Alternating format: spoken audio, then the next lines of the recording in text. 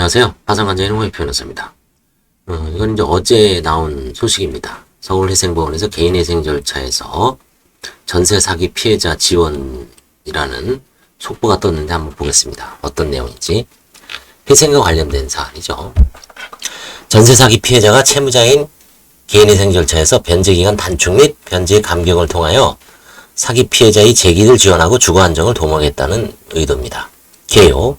서울회생법원은 2023년 8월 9일 수요일 전세 사기 피해자 임차인이죠. 채무자인 개인회생 절차에서 변제기간을 3년 미만으로 단축시킬 수 있도록 실무준칙을 개정하였습니다. 아울러 변제기간 단축 외에도 전세 사기 피해자인 채무자가 반환받지 못하는 전세보증금 상당액을 청산가치에 반영하지 않음으로써 채무자가 매월 납입하는 변제액의 부담을 경감하는 등의 전세 사기 피해자 지원 방안을 마련하여 2023년 8월 29일 개인 도산 담당 법관 및 내외부 회생위원들이 참석하에 의견 조회 및 설명회를 거쳤고, 이제 9월 1일부터 내일 모레부터 개인회생 절차에서 전세 사기 피해자 지원 방안을 시행할 계획이라고 합니다. 논의 배경은 뭐냐면, 전세 사기 피해자는 전세보증금을 돌려받지 못하게 되었음에도 전세 대출금은 전액 변제하는 상황으로 인하여 대출 기간이 독촉 등에 시달리고 경제 생활이 어려워지죠. 엉망이 되죠. 그래서 전세 사기 피해자는 성실하지만 불운한 채무자에 해당하므로 경제적 재기를 위하여 지원할 필요가 있다.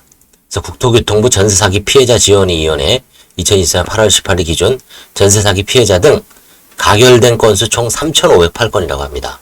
임차인, 즉 전세 사기 피해자 중 대부분이 보유 재산의 상당 부분을 전세보증으로 사용하거나 금융기관의 전세자금 대출을 통하여 전세보증을 마련하므로 전세보증을 반환받지 못하게 될 임차인들은 사회적 경제적으로 매우 취약한 지위에 처하게 되죠. 내용 및 전망. 기존 서울회생법원 실무준칙 424호 변제계획의 변제기간 제2조 제2항 6호를 신설 추가하여 전세 사기 피해자가 채무자인 경우에도 변제기간을 3년 미만으로 정할 수 있도록 하였다고 합니다. 구체적인 사안에 따라 변제기간의 차이가 있을 수 있지만 전세 사기 피해자의 구체적인 변제기간은 실무상 대체로 2년을 기준으로 정해질 것으로 예상된다고 합니다.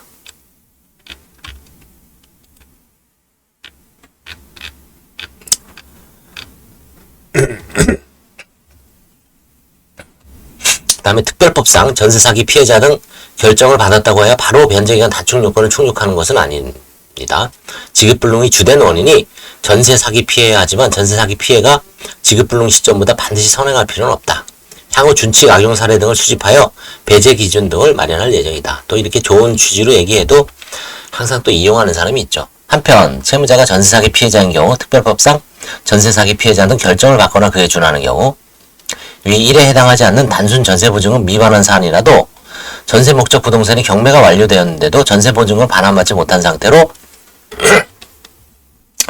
해당 부동산이 인도가 완료된 경우 또는 3. 임대인이 파산 선고 또는 회생 절차 개시 결정을 받은 경우에는 전세보증금의 청산 가치를 0원으로 산정하여 그 금액만큼을 변제액에서 제외함으로써 채무자가 매월 납입하는 변제액의 부담이 경감될 수 있도록 실무를 운용할 계획이다. 변제기간 단축 방안과 달리 청산가치 미반영 방안의 경우에는 특별법상 전세 사기 피해자 등 결정을 받지 않았지만 채무자 구제의 합리적 필요성이 있는 일정한 경우까지로 보호 범위를 확대하여 특별법상 보호의 사각지대를 보완하기로 했답니다. 위 세 가지 요건 중 하나에 해당하지 않는 경우에도 전세 사기 피해자가 전세 목적 부동산에 대하여 경매 절차에서의 우선 변제권이 있으나 배당받을 수 있는지가 불분명한 경우 임대차 보증금 반환 채권의 청산 가치를 전세 보증금액보다 감액할 수 있도록 한다. 다만 채무자가 전세 사기 피해를 주장하더라도 전체 채무에서 전세 사기 피해액이 차지하는 비중 등 각 사안의 개별적 사정을 고려하여 전세 사기 피해가 지급불능의 주된 사유가 아니라고 판단될 경우 지원 방안의 적용을 제외할 수 있다. 변제기간 중 전세 사기 피해자가 전세보증을 반환받아 청산가치가 상향되는 경우 이를 반영한 채 재산목록을 제출하게 하고 기존 인가된 변제계약의 총 변제액이 상향된 청산가치에 미달하는 경우 청산가치를 보장하는 변제계획으로 변경 신청할 의무를 부과함으로써 채권자를 보호하고 제도의 남용에 대처한다. 특별법이 시행에도 불구하고 즉각적인 도움을 받지 못하여 어려움에 처한 사례가 많다. 서울회생법원이 현재 개인회생자를 시행하고 있는 금지명령 발령 실무가 이번 청산가치 미반영 조치, 변제기간 단축 조치 등과 결합하여 운영될 경우 전세 사기 피해자가 제기를 위한 실효성 있는 지원 방안이 될 것으로 기대하고 있다. 라고 지금 하고 있습니다. 그래서 이거는 이제 향후 실무례가 좀 쌓이면서 문제점도 드러날 테고 결국 이제 9월 1일부터 시행하는데 어느 정도 실무례가 쌓이면 또 다시 뭔가 발표가 있을 것으로 보입니다. 감사합니다.